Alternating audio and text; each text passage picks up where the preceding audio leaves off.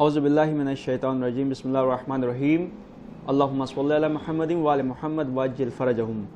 ناظرین السلام علیکم ورحمۃ اللہ وبرکاتہ، میں آپ کا میزبان سید رضوان الدین نقوی آج ایک بار پھر حاضر خدمت ہوں پروگرام عظمت ماہ رمضان لے کر کے۔ آج ایک بار پھر ہمارے عالم دین حجت الاسلام والمسلمین علی جناب مولانا مصطفیٰ علی خان ادیب صاحب قبلہ ہمارے درمیان اس وقت موجود ہیں۔ کل کی طرح آج بھی ہم ان سے عظمت ماہ رمضان کے حوالے سے گفتگو کرنے کی سعادت حاصل کر رہے ہیں۔ قبلہ السلام علیکم۔ علیکم السلام ورحمۃ اللہ وبرکاتہ۔ جیسا کہ کل کی گفتگو میں پرسوں کی گفتگو میں آپ نے جو اللہ سے ربط ہے بندوں کا اس حوالے سے گفتگو کی تھی، آج بندوں کے کیا کیا حقوق ہیں اس حوالے سے بتائیے، اور اللہ کا اپنے بندوں پہ نظر کرم کچھ اس طرح سے ہمارے ناظرین کو بتائیے کہ جو روح کا ایک کنیکشن ہے روزے دار کا اللہ سے جو ربط ہے، اس حوالے سے ہمارے ناظرین کو بتائیے۔ اعوذ باللہ من الشیطان الرجیم، بسم اللہ الرحمن الرحیم، الحمد للہ رب العالمین وصلی اللہ علی سیدنا محمد وآلہ الطیبین الطاہرین۔ ہماری بحث جو چل رہی تھی، میں نے پہلے دن یا دوسرے دن ظاہراً عرض کیا تھا کہ ہم انسان کے رابطے کو یا انسان کی زندگی کو رمضان میں دو حصوں میں بانٹ سکتے ہیں۔ ایک بندہ بعنوان انسان کا ربط بندہ ہونے کے عنوان سے اللہ سے، یعنی معبود اور بندے کا عبد کا ربط، اور ایک انسان کا ربط اپنے جیسے دوسری مخلوقات سے۔ تو ہماری جو دو تین دن بحث چلی وہ اللہ سے رابطے کے اوپر چلی۔ اب آپ نے جیسے کہ اشارہ کیا کہ یہ رابطہ دو طرفہ ہے، ایک طرف سے ہم اللہ سے رابطہ کرنے کی کوشش کر رہے ہیں، اور دوسری طرف سے وہ معبود ہے جو اپنے بندے سے رابطے میں بہرحال ہے۔ ہم یہ ممکن ہے، اور یہ دیکھنے میں بھی آیا اور ہم روزمرہ کی زندگی میں دیکھتے بھی ہیں، کہ بندہ اپنے معبود کو بھول جائے۔ یہ تو ہو سکتا ہے اور ہوتا بھی ہے، اور لوگ جانتے بھی ہیں اور دیکھتے بھی ہیں، لیکن ایسا ہرگز نہیں ہو سکتا کہ معبود اپنے بندے کو بھلا دے یا اپنی نظر سے گرا دے۔ جی بالکل ممکن ہے وہ اس کی معصیت کے اوپر ناراض ہو، ممکن ہے وہ اس کے اوپر عذاب کرنا چاہے، یہ تمام چیزیں ممکن ہیں، لیکن بہرحال وہ اپنے بندے سے غافل نہیں ہے، کیونکہ خداوند عالم غافل نہیں ہو سکتا بالکل تمام شرائط میں سے۔ تو انسان بعنوان کے اشرف مخلوقات ہے، لیکن ایسا کبھی کبھی کرتا ہے اور اکثر دیکھنے کو ملتا ہے کہ وہ اپنے اللہ سے اپنے آپ رابطے کو توڑ لیتا ہے، یا وہ کام انجام دیتا ہے جو اللہ کو پسند نہیں ہے۔ لیکن خداوند عالم اس کے بالکل برعکس ہے کہ وہ اپنا رابطہ بندوں سے قطع نہیں کرتا۔ جیسا کہ مشہور واقعہ ہے کہ جناب ابراہیم علیہ السلام، یعنی نبی خدا خلیل خدا ہونے کی حیثیت سے اور باعظمت انبیاء میں سے ایک شخصیت جناب ابراہیم کی، جن کو تقریباً تمام ادیان الہی اس عنوان سے کہ وہ نبی خدا اور بندے خدا ہیں قبول کرتے ہیں، چاہے وہ یہود ہوں، چاہے وہ نصارہ ہوں، چاہے وہ مسلمان ہوں۔ جناب ابراہیم کے لیے مشہور ہے کہ آپ بغیر کسی ساتھی کے یا بغیر کسی مہمان کے آپ کھانا تناول نہیں کرتے تھے۔ اچھا، اور یہ ہے روایت میں ہم تک یہ قصہ پہنچا ہے کہ ایک انسان 2 دن یا 3 دن آپ بھوکے رہے، یہاں تک کہ پھر ایک شخص کو آپ نے 2 دن کے بعد یا 3 دن کے بعد بھوکے صرف عنوان سے رہے کہ جب تک کوئی ساتھی نہیں ہوگا، مہمان نہیں ہوگا، میں کھانا نہیں کھاؤں گا۔ 2 دن یا 3 دن کے بعد ایک شخص ان کو ملا اور انہوں نے اس کی دعوت کی، اور کھانے کے وقت بیٹھے اور کھانا تیار کرایا اور کھانے کے لیے بیٹھے، اور کھانے کے وقت بسم اللہ کرنے کو کہا۔ اس شخص نے بسم اللہ الرحمن الرحیم نہیں کہا۔ اچھا، تو جناب ابراہیم نے اس سے پوچھا کہ تم بسم اللہ کیوں نہیں کہا؟ اس نے کہا میں اللہ کو جانتا نہیں ہوں۔ تو جناب ابراہیم نے کہا کہ تمہیں یہاں سے تو پھر میرے ساتھ کھانا کھانے کا کوئی حق نہیں ہے۔ اور اس کو اب آپ دیکھیں جناب ابراہیم 3 دن سے بھوکے تھے، اور اپنی قسم یا اپنی جو بھی ان کی شرائط رہی ہوں یا جو بھی ان کی نظر رہی ہو کہ میں بغیر مہمان کے کھانا نہیں کھاؤں گا، اس کو پورا بھی کرنا چاہ رہے تھے، لیکن اپنی نظر میں انہوں نے ایسے بندے کو کہ جو اللہ کو نہیں مانتا ہو، جو اللہ کی وحدانیت کا اقرار نہ کرتا ہو، اس کے ساتھ کھانے کو پسند نہیں کیا، ولو میں 3 دن اور بھوکا رہنا پڑے مجھے۔ لیکن اب یہاں پر دیکھیں یہ جناب ابراہیم کا فعل تھا جی، اور ایک مقبول فعل ہے کہ انہوں نے 3 دن کی بھوک کے بعد بھی کھانا جب ملا اور ایک مہمان آیا تو چونکہ وہ اللہ کی معصیت کرنے والا تھا، اللہ کو پہچانا، لہٰذا اس کو ساتھ کھانے کو پسند نہیں کیا۔ لیکن وہ رابطہ جو اللہ کا اپنے بندے سے ہے، جناب ابراہیم کے اوپر فوراً وحی کی کہ اب تک تم نے آج اس کو کھانے کو نہیں دیا اور اپنے ساتھ نہیں کھلایا، لیکن اس سے پہلے وہ کس سے کا کھانا کھا رہا تھا، یعنی اس کو کھانا دینے والا بہرحال میں ہوں، وہ جو میرا نام لے اس کو بھی کھانا میں ہی دیتا ہوں، وہ جو میرا نام نہیں لیتا اس کو بھی کھانا میں ہی دیتا ہوں، چاہے وہ اسی طرح متوجہ ہو یا نہ ہو۔ میں جو بندہ مجھ سے شفا مانگتا ہے میں اس کو بھی شفا دیتا ہوں، بے شک جی۔ جو کسی دوسرے سے شفا مانگتا ہے، جو اللہ ہے بھی نہیں، جو معبود ہے بھی نہیں، جو لائق پرستش ہے ہی نہیں، جس کا وجود ہی نہیں ہے، اس کو بھی شفا میں ہی دیتا ہوں۔ بے شک بے شک جی۔ تو جو کچھ ہے وہ بندوں کو خداوند عالم ہی دے رہا ہے، چاہے وہ اس کا کلمہ پڑھنے والے اور شکر کرنے والے ہوں، چاہے اس کا کلمہ پڑھنے والے نہ ہوں، جی بالکل، یا چاہے اس کی معصیت کرنے والے ہوں، لیکن بہرحال وہ خداوند عالم اتنا کریم ہے، جی اتنا عظیم ہے، اتنا رحیم ہے کہ وہ اپنے رحمانیت کے جلوے اس دنیا میں دکھاتا ہے کہ جو اس کی نہیں بھی مانتے، جو اس کو نہیں مانتے، جو اس کو نہیں پہچانتے، جو اس کا اقرار نہیں کرتے، ان کے اوپر بھی اپنی نعمتوں کو بند نہیں کرتا۔ بڑا آسان تھا خداوند عالم کے لیے کہ جو میرا نام لے گا میں اس کو رزق دوں گا، جو میرا نام نہیں لے گا میں اس کو رزق نہیں دوں گا، پوری دنیا اس کی عبادت کرنے لگتی۔ لیکن یہاں پر ہم پھر یہ بھید نہیں کر پاتے، یہ فرق نہیں کر پاتے کہ کون واقعاً اللہ کی بات کر رہا ہے اور کون اس رزق کی لالچ میں بات کر رہا ہے۔ خداوند عالم نے ہمیں آزاد اور مختار بنایا کہ نہیں، چاہے میری عبادت کرو چاہے نہ کرو، رزق میں تمہیں دوں گا، زندگی میں تمہیں دوں گا، صحت میں تمہیں دوں گا، توفیقات میں تمہیں دوں گا، تمام چیزیں میں دوں گا۔ اب تم میں سے جو واقعاً میری عبادت کرنے والے ہوں گے، جو معصیت سے دور رہنے والے ہوں گے، وہ میرے نزدیک قرب حاصل کریں گے اور ان کو میں جنت دوں گا اور ان کو نعمتیں دوں گا۔ اور اس دنیا میں اگر میں نے نعمتیں دی بھی ہیں تو جن لوگوں نے میری معصیت کی ان کو آخرت میں اس کا مزہ بھی دوں گا۔ تو خداوند عالم اپنے بندے سے بہرحال نزدیک ہے، اور ہر آن ایک آن کے لیے بھی اگر خداوند عالم اپنے لطف و نظم و کرم سے ہم کو غافل کر دے اور ہم اس کو بے بہرا کر دے تو آپ یقین جانیے کہ اس دنیا میں کوئی انسان زندہ نہیں رہ سکتا۔ یعنی ایک ہے لطف اور ایک ہے تسلسل لطف، یعنی ہر آن جو گزر رہا ہے اس میں ہم پر اگر لطف الہی نہ ہو، یہ سانس جو ہمیں چل رہی ہے یہ اس کے ہاتھ میں ہے، یہ صحت جو ہماری ہے یہ اس کے ہاتھ میں ہے، یہ رزق جو ہم کو مل رہا ہے سب اس کے ہاتھ میں۔ ایک آن کے لیے بھی اگر وہ ہم سے اپنے آپ کو موڑ لے اور ہماری طرف سے بالکل بالکل بے بہرا و بے توجہ کر دے تو پھر ہم نہ زندہ رہ سکتے ہیں، نہ ہمیں کوئی چیز مل سکتی ہے، نہ ہمیں صحت بند ہو سکتے ہیں، کچھ بھی ہمیں حاصل نہیں ہو سکتا۔ تو ہم معصیت کرنے والے ضرور ہیں، ہم خداوند عالم کی معصیت کرتے ہیں، ہم خداوند عالم کے حکم کی نافرمانی کرتے ہیں، اس کے بندے ہو کر بھی دوسروں کی عبادت کرتے ہیں، لیکن خداوند عالم اپنی مخلوق سے غافل نہیں ہے۔ یہی اس کا کرم ہے کہ دوسروں کی پوجا کرنے والوں کی بھی وہی دعائیں قبول کرتا ہے، انہی کو صحت دیتا ہے، انہی کو رزق دیتا ہے۔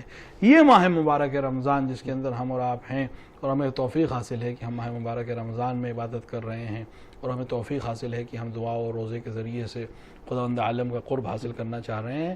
بہترین ذریعہ ہے کہ ہم اپنے معبود سے اپنے رابطے کی تجدید کریں، اپنے رابطے کو اور بہتر کریں۔ جیسا کہ میں نے عرض بھی کیا تھا کہ ہم دیکھیں کہ ہم واقعاً وہ بندے ہیں کہ جو خداوند عالم کو پسند ہیں یا ہم وہ بندے نہیں ہیں۔ کہیں دور جانے کی ضرورت نہیں ہے، انسان خود اپنا محاسبہ کرے کہ میں واقعاً اللہ کا بندہ ہوں یا نہیں ہوں، میں اللہ کا بندہ ہوں یا شیطان کا بندہ ہوں یا اپنے نفس کا بندہ ہوں۔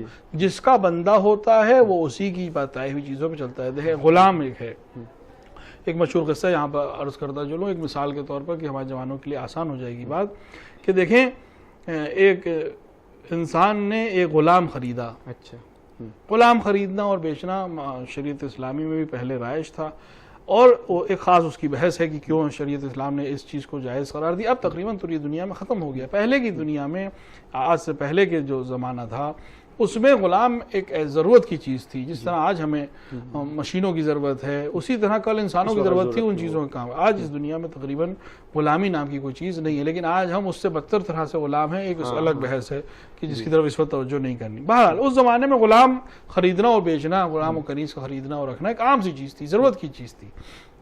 ایک انسان نے غلام خریدا اور اس کو لے کر اپنے گھر آیا، اور اس کے بعد اس نے اپنے غلام سے 3 سوال کیے۔ غلام نے اس نے جو سوال کیا، اس نے پہلا سوال یہ کیا کہ تم کھاؤ گے کیا؟ اچھا، تم کھاؤ گے کیا؟ تو غلام نے اس کے چہرے کی طرف دیکھا اور اس کے بعد جواب دیا کہ کیونکہ کھانا ایک ایسی چیز ہوتی ہے کہ ہر انسان جس علاقے کا ہوتا ہے وہ اسی علاقے کی غذا کو پسند کرتا ہے. ہاں بالکل. اور اگر آپ کو وہ غذا نہ ملے تو پھر آپ کے پورے بدن کے سسٹم کے اوپر اس کا اثر انداز ہو جاتا ہے. جی. مثلا ایک انسان اگر ہندوستان سے سفر کر کے ایران یا عراق جائے ولو حلال غذا وہاں ملے گی اس کو، لیکن چونکہ ان کا کھانے کا طریقہ اور ہمارے کھانے کے طریقے میں فرق ہے تو ممکن ہے ایک انسان کو اس طرح کام کرنے کی ہمت نہ رہ جائے جس طرح وہ اپنے ملک میں کرتا ہے، کیونکہ غذا اس کو صحیح نہیں مل ہاں رہی ہاں چینج ہو جاتا اور ہوتا ہے. جی. تو اس لیے اس نے اس غلام سے سوال کیا کہ تم کھاؤ گے کیا؟ تو غلام نے جواب دیا کہ میں، آپ مجھ سے سوال نہ کریں، میں غلام ہوں اور آپ آقا ہیں، آپ جو دیں گے میں وہ کھا لوں گا. جی بالکل. جو آپ مجھے دیں گے میں وہ کھاؤں گا. یہ سوال کیونکہ آپ آقا ہیں اور میں غلام ہوں. غلام کو یہ حق نہیں کہ بتائے کہ مجھے کیا کھانا ہے کیا نہیں، آپ جو کہیں گے وہ میں کھا لوں گا. میں کھا لوں گا. جی. اس نے دوسرا سوال کیا کہ کیا پہنو گے، کپڑا کیسا پہنو، کیونکہ لباس کا بھی ایک مسئلہ ہوتا ہے. انسان اگر اپنے جس چیز کا وہ عادی نہ ہو، مثلا ہم اگر مثال کے طور پر اگر میں جینس کا عادی نہیں ہوں، میں جینس پہنوں تو میں خود پریشان رہوں گا. وہ انسان جو کرتے پاجامے کا عادی نہیں ہے، اگر اس کو کرتا پاجامہ پہنا دیے تو وہ پریشان رہے گا. تو ہر انسان اپنے لباس میں، اپنے ملک کے لباس میں یا اپنے جس طریقے سے وہ اس لباس میں پسند کرتا ہے، اور اگر وہ اس لباس میں نہ ہو تو وہ اس کو کام کرنے میں پریشانی ہو. تو اس نے سوال کیا کہ تم کیا پہنو گے. پھر اس نے چہرہ دیکھا آقا کا اپنے اور جواب دیا کہ یہ کیسا سوال ہے، آپ میرے آقا ہیں، میں غلام ہوں، جو آپ دیں گے میں وہ پہنوں گا، جی میرا کوئی اختیار نہیں. تیسرا سوال اس نے کیا کہ تم کس وقت، یعنی کیا کھاؤ گے، پہلا سوال تھا. دوسرا سوال تھا کیا پہنو گے، اور تیسرا سوال یہ تھا کہ کب کام کرو گے. اچھا. اس نے جواب دیا کہ یہ بھی ایسا سوال ہے کہ جو آپ آقا ہیں میں غلام، جو آپ کہیں گے جیسا کہیں گے ویسا کروں گا. ان تین سوالوں کے بعد اس بندے نے، اس مرد نے جس نے یہ غلام خریدا تو وہ رونے لگا. اب اس کے گھر والے پریشان ہوئے کہ غلام خرید کے لائے ہو، اچھا غلام ملا ہے، رونے کی کیا بات ہے. کہا کہ اس غلام نے مجھے وہ چیز سکھا دی جو میں اب تک نہ سیکھ سکا تھا. واہ. کہ اس نے مجھے بندہ ہونے کا مفہوم سمجھا دیا. بے شک. کہ میں آج تک اللہ کا اپنے آپ کو بندہ سمجھتا تھا، لیکن بندگی کیا ہوتی ہے آج مجھے اس غلام نے سکھائی ہے. اس نے سکھائی کہ میں اللہ کا بندہ ہوں تو واقعی میں اللہ کا بندہ ہوں. اگر میں اللہ کا بندہ ہوں تو پھر وہ کھاؤں جو اس کو کھانا پسند ہے. واہ واہ. جو اس کو کھانے سے مراد نہیں، وہ پسند ہے جو اس کے بندوں کو جو حلال کیا ہے وہ جو ہے کھائیے، جو پسند ہے اس کو وہ کھاؤں. جی بالکل. جو اللہ نے آسان کر دیا، مثلا حلال چیزوں کو کھانے کی یاد دی، حرام کو منع کیا. وہ انسان دیکھے جائے اس کو دیکھے. اسی طرح وہ پہنوں جو اللہ کو پسند ہے، جی وہ نہ پہنوں جو اللہ کو پسند نہیں ہے. وہ کروں جو اللہ کو پسند ہے، وہ نہ کروں جو اللہ کو پسند نہیں ہے. یعنی اس غلام نے تین سوالوں کا جواب مجھے دے کر مجھے واقعاً بندہ خدا بننے کی توفیق عطا کر دی ہے. تو کبھی کبھی ایسا ہوتا ہے کہ انسان وہ بہت اعلیٰ مراتب پر ہونے کے بعد بھی اللہ جو سے توفیق اس کے حاصل نہیں کر سکتا. تو ہم اس رمضان میں کوشش کریں کہ ہم واقعاً بندہ خدا بننے کی کوشش کریں. خود دیکھیں کہ ہم واقعاً وہی پہنتے ہیں، وہی کھاتے ہیں، وہی کرتے ہیں جو اللہ کو پسند ہے، یا اپنے نفس کے کہنے پہ چلتے ہیں، یا اپنے دوستوں کے کہنے پہ چلتے ہیں، یا اپنے رشتہ داروں کے کہنے پہ چلتے ہیں. دیکھیں، دوستوں، رشتہ داروں، عزیزوں، چاہنے والوں کی محبت کرنا، ان کی باتوں کو سننا، ان کی بات احترام کرنا، یہ الگ چیز ہے. جی. لیکن ان کے احترام کے ساتھ ساتھ ہمیں یہ دیکھنا ضروری ہے کہ ہم خداوند عالم کے بندے ہیں، تو لہٰذا ہمارا معاملہ خداوند عالم سے پہلے ہے، ان سے بعد میں ہے. اب اگر والدین کی خوشی ہے تو میں وہ کام بالکل کروں کیونکہ وہی اللہ کی خوشی ہے. لیکن اگر والدین کی خوشی کوئی ایسی چیز ہے جو اللہ کو پسند نہیں ہے تو یہاں پر والدین کی اطاعت کرنے کی کوئی ضرورت نہیں ہے. پہلے معبود ہے اور اس کے بعد بندے ہیں. دوستوں کو خوش رکھنا، دوستوں کو خوش کرنا، دوستوں کو انعام و اکرام دینا، دوستوں کو تحفے دینا بہت اچھی چیز ہے.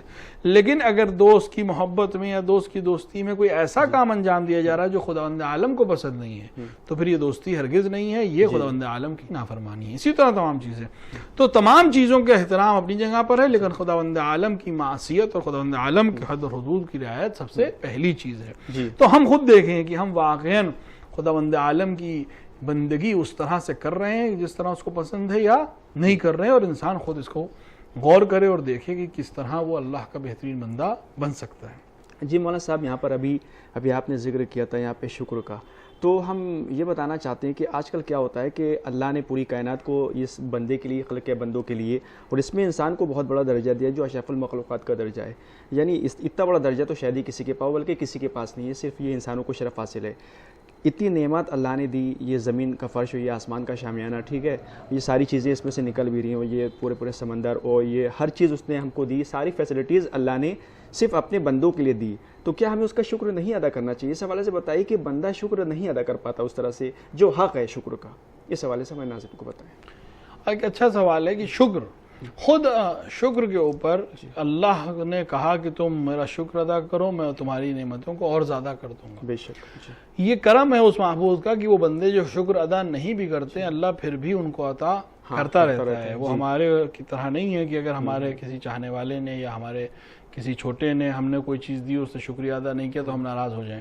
لیکن خداوند عالم جس نے ہر چیز ہم کو دی، ہم کو ماں باپ دیے، ہم کو انسان بنایا، ہم کو سانس دی، ہم کو طاقت دی، ہم کو قوت دی، ہم کو ہر چیز دی، لیکن اگر ہم اس کی معصیت کرتے ہیں تب بھی وہ ہم سے یہ گلہ نہیں کرتا، بعنوان معبود وہ ہم پر ظلم نہیں کرتا۔ اس کو حق ہے کہ وہ ہم پر عذاب کرے، وہ حق رکھتا ہے کہ ہم نے ناشکرے ہونے کی وجہ سے ہم سے نعمتوں کو سلب کر لے، لیکن وہ ایسا کرتا نہیں ہے۔ لیکن بہرحال ایک انسان کے لیے ضروری ہے کہ وہ معبود کا شکر ادا کرے۔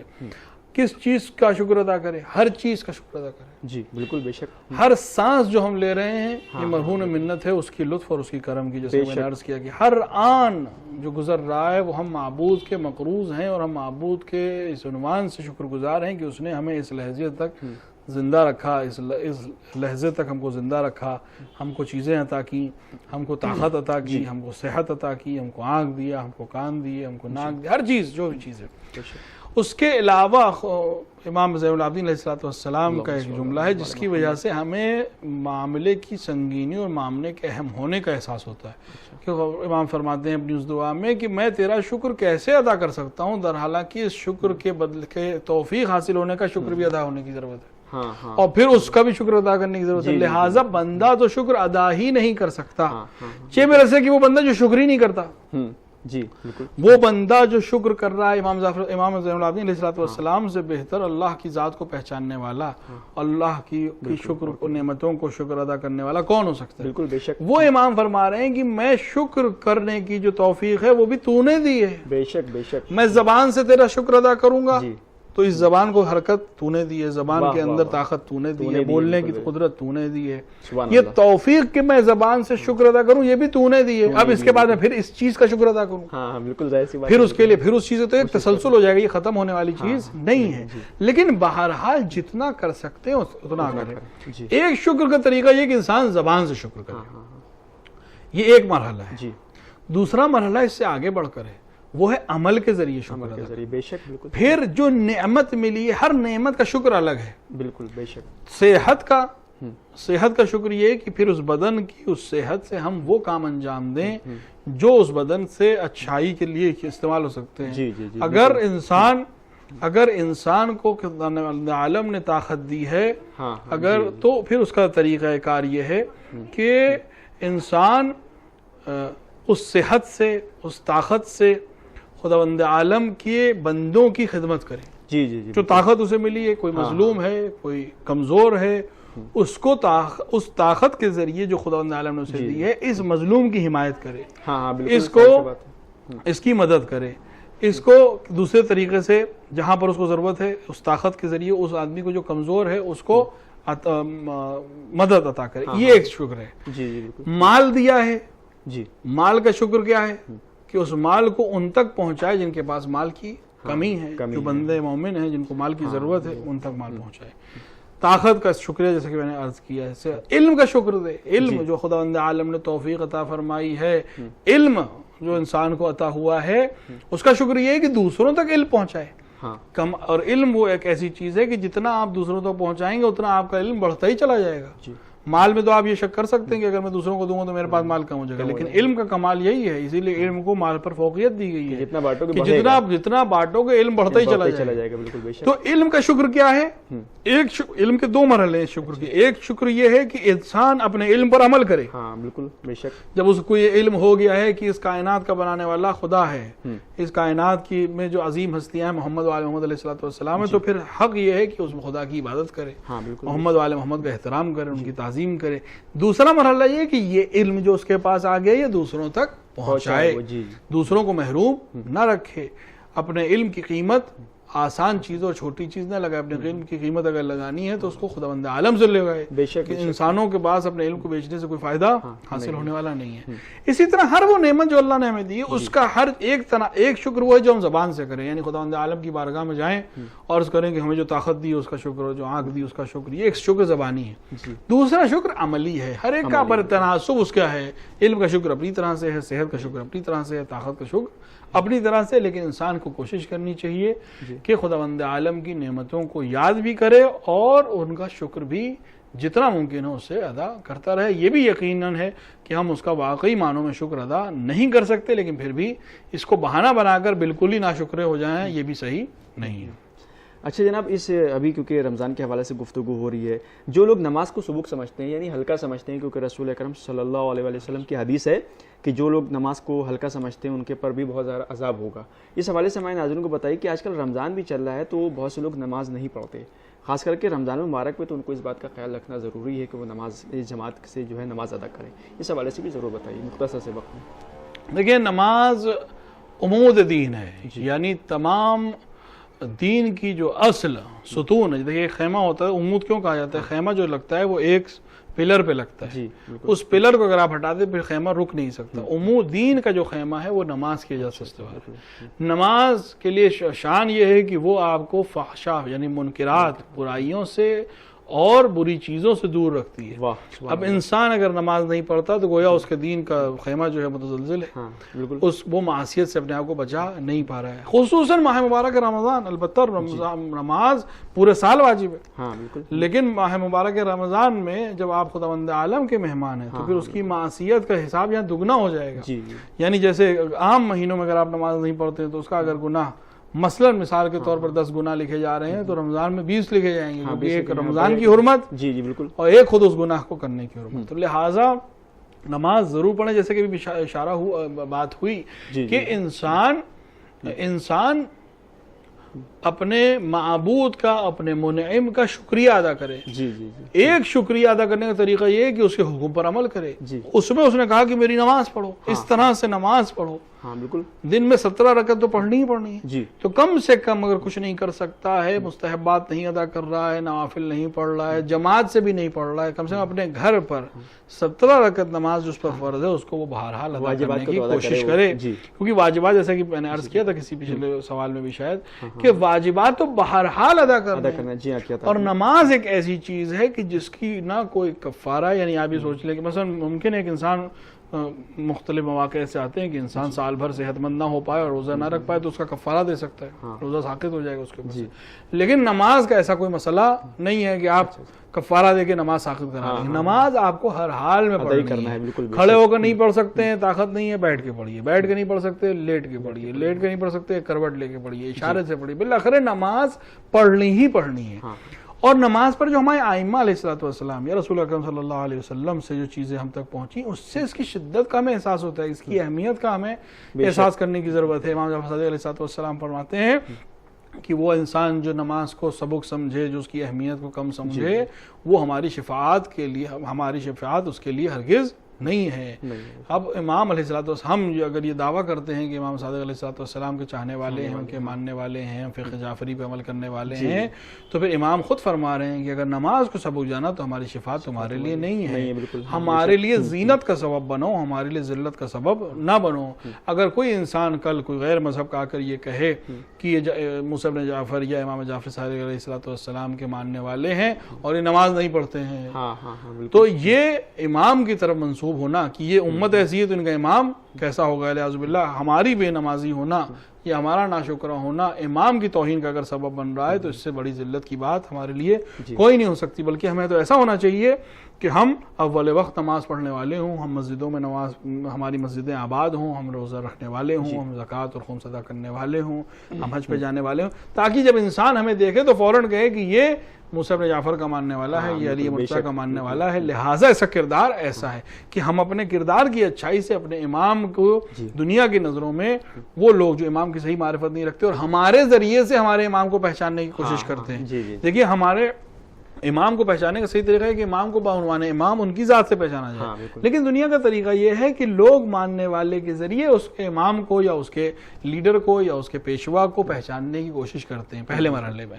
تو اگر وہ یہ دیکھیں کہ یہ لوگ جو علی علی کرتے ہیں, یہ لوگ جو حسین حسین کرتے ہیں, یہ لوگ جو امام جعفر صادق کا نام لیتے ہیں, ان کا کردار اچھا نہیں ہے اعوذ باللہ, تو پھر وہ یہ کہیں گے کہ پھر اس کا مطلب یہ ہے کہ ان کے رہنماؤں کا بھی اعوذ باللہ کردار اچھا نہیں تھا, یا انہوں نے جو تربیت دی وہ اس طرح کی تربیت ہے, در حالانکہ اس کے برخلاف ہے. کہاں امام کی ذات اور کہاں ہماری ذات. اسی لیے امام فرما رہے ہیں کہ ہمارے لیے زینت کا سبب بنو, ہمارے لیے ذلت کا سبب نہ بنو. ان میں سے ایک چیز خداوند عالم کی عبادت کا جو عظیم مرحلہ وہ ہے نماز. یعنی انسان اول وقت نماز پڑھے, سب سے پہلی کوشش ہو. اگر اول وقت نہیں بھی پڑھ پا رہا کسی وجہ سے تو کم سے کم نماز پڑھے.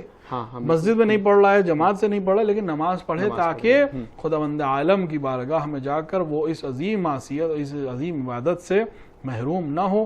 وہ نماز جو معراج مومن ہے, وہ نماز جو ستون دین ہے, وہ نماز کہ جو اگر قبول ہو گئی تو تمام چیزیں قبول ہیں, اور اگر وہ رد ہو گئی تو پھر تمام چیزیں رد ہو جائیں گی. لہٰذا وہ حضرات جو کسی بھی وجہ سے نماز کو سبق سمجھتے ہیں یا نماز سے غافل ہیں, ان کے لیے میں عرض کروں گا کہ وہ متوجہ ہوں اس عبادت کی طرف, اللہ کے حکم کی طرف, اور کوشش کریں کہ حکم خداوندی کو صحیح طریقے سے بجا لائیں, اور یہی اس کا بہترین شکر ہے.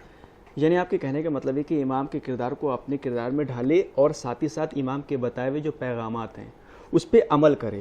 اگر ایسا کرے گا تو امام بھی یہ کہیں گے کہ ہاں یہ میرا چاہنے والا ہے, اور جو یہاں کے لوگ ہیں وہ بھی یہی کہیں گے کہ ہاں یہ واقعی میں سچا عبادت گزار ہے. جناب بات یہاں پہ روزے کی بھی تھوڑی سی ہو جائے کہ جو روزمرہ کے مسائل ہیں, جس میں سب سے پہلے کہ یہ بھی کبھی کبھی آتا ہے کہ جیسے روزہ رکھ لیا اور وہ روا روی میں یا بھول کر کچھ چیز اس نے منہ پہ زبان پہ رکھ لی, ایک دم سے اس کو یاد آ جاتا ہے کہ یار یہ تو میرا روزہ ہے. اس حوالے سے بتائیے کہ کیا اس کے روزے پہ اثر پڑے گا کہ نہیں؟ اگر کوئی انسان بھول کر غفلت کی حالت میں بغیر متوجہ ہوئے بھولے سے ایسا کوئی کام انجام دیتا ہے جو روزے کو باطل کرتا ہو, چاہے وہ کھانا پینا ہو یا دوسرے وہ چیزیں جو روزے کو باطل کرتی ہوں, غفلت کی حالت میں بغیر جان بوجھ کے, جس کو جان بوجھ کے متوجہ نہ ہونے کی وجہ سے بھول گیا, ہاں بھولے ایک دم سے رکھ لیا. مثلا کسی نے کوئی چیز دی, آج کے ہمارا جو معاشرہ جیسا ہے کہ ہے, ہم دوسرے غیر مذہب کے افراد بھی یا دوسری قوموں کے افراد کے ساتھ بھی ہمارا آنا جانا ہے, کسی نے کوئی چیز بڑھائی, ہم نے تکلفاً لے لی یا اس کو منہ میں رکھ لیا, ایک دم سے یاد ہے کہ رمضان ہے, ہم روزے سے, تو پہلا کام تو یہ کرے اس کو منہ سے نکالے اگر اس کو اندر اس نے حلق کے اندر نہیں کیا ہے, پہلا کام. اور اگر وہ کھا بھی چکا ہے اور بعد میں متوجہ ہوا تو اس کا روزہ بہرحال صحیح ہے, یہاں پر اس کو قضا کرنے کی ضرورت بھی نہیں ہے, اور اس کا روزہ اپنے روزے کو اسی طرح جس طرح سے رکھ رہا تھا اسی طرح پورا کرے, اور اس کا روزہ صحیح ہے, بعد میں بھی اسے کچھ کرنے کی ضرورت نہیں ہے, بشرطے کہ اس نے یہ کام جان بوجھ کر نہ کیا ہو. جان بوجھ کر, جی. لیکن اگر جان بوجھ کر کرے تو پھر اس کا حکم وہی ہے جو روزہ کو توڑنے والے کا حکم ہے. یعنی اگر جان بوجھ کے توڑا ہے اور مسئلے کو جاننے کی وجہ سے جانتے ہوئے توڑا ہے تو پھر اس کو قضا بھی کرنی ہے بعد میں, اور کفارہ بھی دینا ہے. لہٰذا لیکن جہاں تک اس مسئلے کا مسئلہ ہے کہ غیر ارادی طور پر پانی پی لیا, یا غیر ارادی طور پر کوئی چیز منہ میں رکھ لی, یا غیر ارادی طور پر کوئی چیز زبان سے جاری ہو گئی, کوئی اور کام ایسا انجام دے دیا جو خداوند عالم نے روزے میں منع کیا ہے, اور پھر متوجہ ہوا کہ میں روزے سے تھا, تو پھر اس کے روزہ کے حکم اپنی جگہ پر باقی رہے گا, اور اس کا روزہ صحیح ہے, اس کو قضا کرنے کی بھی کوئی ضرورت نہیں ہے. اچھا جناب, بس آخری سوال کہ شب 7 کے جو اعمال ہیں اس حوالے سے ہمارے ناظرین کو بتائیے کہ شب 7 میں وہ کس طرح سے جو ہے تیاری کر سکتے ہیں, دوسرے دن کی وہ کس طرح سے اعمال ہیں اس کے؟ شب 7 میں جیسا کہ عرض ہوا کہ کچھ کتابوں میں اور مفصل دعاؤں کی کتابوں میں نمازیں اور ذکر اور آیات موجود ہیں. بہترین طریقہ ان آیات اور ان دعاؤں کا پڑھنا ہے. ان میں سے ایک چیز جو شیخ قمی نے اپنی کتاب مفاتیح الجنان میں نقل کی ہے وہ 2 رکعت نماز ہے, اور وہ 2 رکعت نماز پڑھنے کا طریقہ سورہ انا انزلنا کے ساتھ ہے, اور وہ مفصل کتابوں میں موجود ہے. یہ شب 7 کی خاص اور مخصوص نماز ہے, ان نمازوں کے علاوہ جو ہر رات میں رمضان کے مستحب ہیں اور مختلف علماء نے بھی کتابوں میں نقل کی. اسی طرح روز دن 7 کا دن جب نکل آئے تو اس دن کی دعا ہے. ان دعاؤں کے علاوہ جو ہر دن رمضان میں پڑھنی چاہیے. قرآن کی تلاوت زیادہ سے زیادہ کوشش کریں, اور کوشش کریں کہ وہ دن جو گزر گئے, اگر مان لی کچھ تلاوت کم ہوئی یا کسی کام کی وجہ سے نہیں کر پائے, تو کوشش کریں کہ زیادہ سے زیادہ وقت ان چیزوں میں اپنا صرف کریں کہ جو خداوند عالم نے توفیق اسے دی ہے رمضان میں روزے رکھنے کی, تلاوت کرنے کی, اس کو بہتر طریقے سے درک کر سکے اور بہتر طریقے سے خداوند عالم کی عبادت کو انجام دے سکے. جی بہت شکریہ جناب. تو یہ تو تھے حجت الاسلام والمسلمین عالی جناب مولانا مصطفیٰ علی خان ادیب صاحب قبلہ, جو پروگرام عظمت ماہ رمضان کے حوالے سے گفتگو کر رہے تھے۔ اب اپنے میزبان سید عثمان رضا نقوی کو دی اجازت، اس امید کے ساتھ کہ انشاءاللہ کل آپ سے پھر ملاقات ہوگی۔ آپ دیکھتے رہیے حسینی چینل۔ خدا حافظ، السلام علیکم ورحمۃ اللہ وبرکاتہ۔